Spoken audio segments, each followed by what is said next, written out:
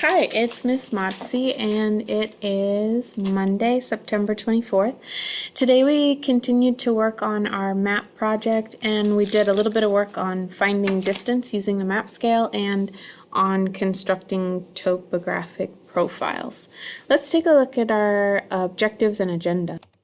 So we've been working on these 5 objectives since last week. Can you use latitude and longitude to locate points on a map? Can you find distance on a map using the map scale? Can you find point elevation, and can you calculate slope on a topographic map? Can you construct a topographic profile, and can you read a topo map? Like, meaning, can you identify where the hills or the mountains are, where the rivers are, or where there's a steep slope or a gentle slope? In class today, we started off by working on a topographic map worksheet together. It was like a little packet.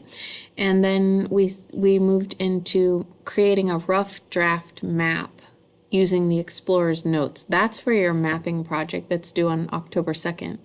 And we ended class with a quizzes practice test in preparation for your Unit 1 test that's going to be on Friday, September 28th. So this is the topographic profile that we did here. And so to create that, we had a piece of scratch paper and we lined it up from point A all the way to point B on the actual topographic map, and we marked every place that it hit a contour line, and we noted the elevation of those contour lines. And then we brought it over here to our graph paper, and I lined up the A with the A and the B with the B, just like that. And let's see if I can get you a little closer. And then we went straight up. So this is 900, we put a dot there. 900, we put a dot there. But here where it says 1,000, we went straight up and put a dot where the 1,000 line is. Then here, this one says 1,100. So we went straight up and put a dot right there at the 1,100. Once we finished all that, we connected the dots. And so we went all the way up. We rounded this out at the top of the peak of the hill, and then it goes straight down. This is a really steep side because all of these contour lines were really close together. When contour lines are close together, that means that they have a steep slope. You also might want to take a look over here and see if I can get all this in. So over here are some of the notes that we took. And so contour lines are lines connecting areas of equal elevation. A contour interval is the difference in elevation between two consecutive contour lines. Sea level is where the land meets the sea, that's at 0 feet. This is the formula for slope. Remember that slope and gradient, they mean the same thing, but they're used interchangeably a lot when you look at these different questions. Then we have some different rules for contour lines. Contour lines do not cross. Concentric circles, meaning circles around circles around circles. Whenever you see that on a contour map, you know that that is a hill or a mountain. When contour lines are close together, that means a steep slope. When they're far apart, that's a flat slope. Contour lines that form indents or V's when they cross a river. Student McFarland, please go to the cafeteria to get your backpack.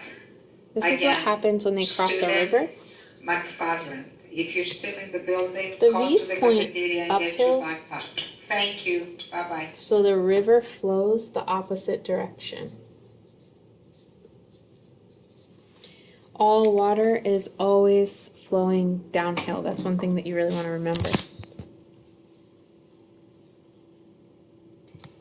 So here are our exit ticket questions, and I'm going to go through and take a look at some of the ones that we had a hard time with.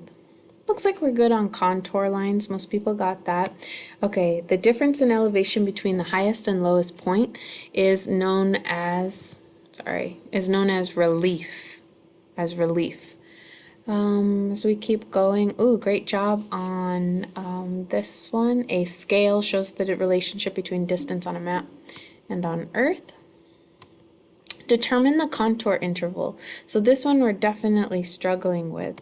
When you click on this, you can see that this index contour says 700, and then 1, 2, 3, 4, 5. The next index contour says 800. So that means that the difference is 100, but there are 5 contour lines in between. 100 divided by 5 is 20. So the correct answer on this would have been B, 20. As we keep going, good on quantitative, good on scientific method, pretty good on this one. A possible explanation to a problem that has not yet been tested. That's a hypothesis. A theory has been tested a lot. It's already been tested a lot. Compass rose, good. Geo, yep, means Earth. Half of a sphere is called a hemisphere. Hemisphere. Oh no. Lines that appear vertical on your map and show degrees east or west of the prime meridian are known as longitude lines. The correct answer on this is C, longitude lines. What do the V-shaped contour lines represent? Rivers. Good job. So when you look at that, these V-shape, that means there's a river going through there. That's pretty decent. The darker lines are called index contours. So these dark lines, the one that says 700 and the one that says 800, that says index contour. Number 14. Oh, this is looking good too. So you understand that when contour lines are close together, that means a steep slope. This is looking good too. So most people are understanding that the river is flowing east because the contour lines are pointing uphill. So that's all pointing uphill, the river's flowing downhill. That's pretty good. What do contour lines that are farther apart represent? Gentle slope, looking pretty good. What is the elevation at sea level? It's 0. 0 is sea level, that's the starting point. Everything else is measured from sea level. And the hatcher marks, that one is a depression. That one's sort of hard because we didn't actually talk about that too much. All right, everybody. There are a few things that I want you to make sure that you're doing. 1, study for your test. You have a test on Friday. The topics are on Google Classroom. Get on there and make sure that you're studying. 2, work on your rough draft of your map for your map project. So we started that today in class. You want to go ahead and finish that. 3, work on your learning log for your mapping project. And then actually there's a 4th thing that you need to do. If you owe me anything for Unit 1, yeah, this is what we're trying to get a shot of.